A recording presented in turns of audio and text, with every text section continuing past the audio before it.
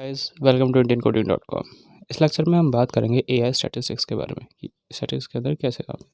तो ए स्टैटिस्टिक्स का क्या मतलब होता है, किसी भी डेटा को कलेक्ट करना, उसे एनालाइज करना, उसे इंटरप्रेट करना और फिर उसके ऊपर जो प्रोसेसिंग हुई है वो लास्ट डेटा को प्रेजेंट करना, शो करना। ठीक है। अब जैसे कि मोस्ट कॉमन क्या चीज़ हो सकती है, मोस्ट एक्सपेक्टेड क्या चीज़ हो सकती है और नॉर्मल क्या चीज़ हो सकती है। ठीक है।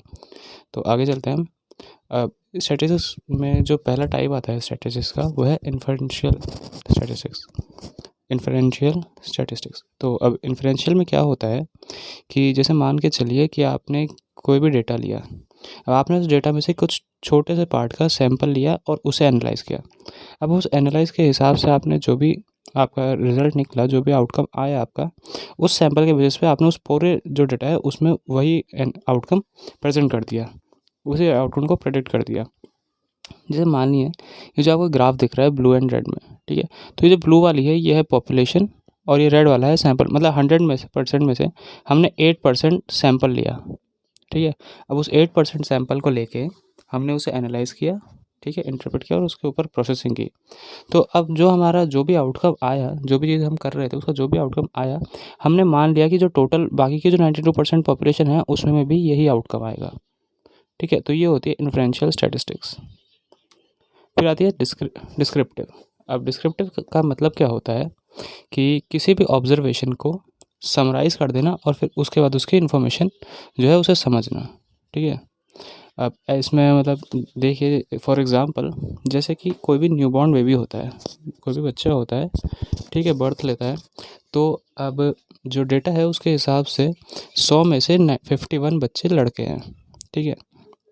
तो अब अगर 100 में से 51 बच्चे लड़के हैं तो हम इसकी प्रोबेबिलिटी जो है डिस्क्रिप्टिव स्टैटिस्टिक्स के हिसाब से हम मानते हैं कि आगे आने वाला जो बच्चा है, जो भी बच्चा पैदा होने वाला है, उसके 51% चांसेस है कि वो लड़का होगा। ठीक है। अब 51% चांसेस है लड़का होगा और 49% है कि लड़की होगी, क्योंकि जो हमारे पास पहले से डेटा है उसमें से 100 में से 51 जो है वो लड़के हैं। ठीक है। फिर इसके अंदर आता है स्टैटिस्टिक्स के अंदर 3 चीज़ें होती है। एक होती है मीन वैल्यू, वेरिएंस और स्टैंडर्ड डेविएशन। तो सबसे पहले हम बात करते हैं मीन वैल्यू के बारे में। मीन वैल्यू क्या होता है, बेसिकली जो आपके किसी भी डेटा का जो आप एवरेज निकालते हो वो मीन वैल्यू होता है। जैसे मान के चलिए आपके पास 10 स्टूडेंट हैं, आपने 10 स्टूडेंट्स का टेस्ट लिया 10 मार्क्स का। अब हर सब सारे 10 स्टूडेंट्स के अलग अलग नंबर आए हैं, किसी के 6, किसी के 8, किसी के 9, किसी के 10 आ रहे हैं, किसी के 7 आ रहे हैं। तो इस टाइप के कुछ आंसर्स आ रहे हैं। अब आपने जो टोटल वो जितने भी सबके अलग अलग मार्क्स हैं, आपने उन मार्क्स का टोटल कर लिया, सम कर लिया और फिर टोटल 10 बच्चों में से डिवाइड कर दिया। तो इस हिसाब से आपके जो टोटल जो ग्रुप था 10 बच्चों का, उसका एवरेज परसेंट आ गया कि एवरेजली इतने ये आ रहा है हमारा रिजल्ट कि हमारी जो क्लास है वो एवरेजली इतने परसेंट पे चल रही है। ठीक है। फिर आता है वेरिएंस। अब वेरिएंस क्या होता है, आपने जो एवरेज निकाला, ठीक है, आपने जो मतलब एवरेज जो निकाला, ठीक है, उसको अलग रखेंगे। तो अब जैसे मान के चलिए आपके पास जो 10 बच्चे थे उनमें से पहले बच्चे के नंबर आ रहे हैं 7, दूसरे के आ रहे हैं 8, तीसरे के आ रहे हैं 9। ठीक है। इस तरीके से नंबर आ रहे हैं। तो आप क्या करोगे, जो पहले बच्चे के जो 7 नंबर आए हैं, ठीक है, फिर आपने जो मीन वैल्यू निकाली m, ठीक है, जो एवरेज निकाला था, तो आप 7 माइनस जो भी आपकी मीन वैल्यू आई, एवरेज जो भी आया आपका, फिर उसका होल स्क्वायर। ठीक है। तो मतलब इसमें क्या होगा, 7 माइनस जो आपकी मीन वैल्यू है फिर उसका होल स्क्वायर। इस तरीके से आपने सारे बच्चों का जो है वो होल स्क्वायर निकाल लिया। ठीक है।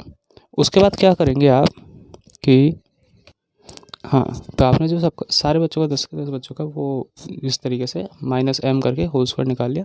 फिर जो भी उन सब का अलग अलग रिजल्ट जो आ रहा है आपने उसको प्लस कर लिया, उसका सम निकाल लिया और फिर टोटल जो आपके 10 बच्चे थे आपने 10 से डिवाइड कर दिया।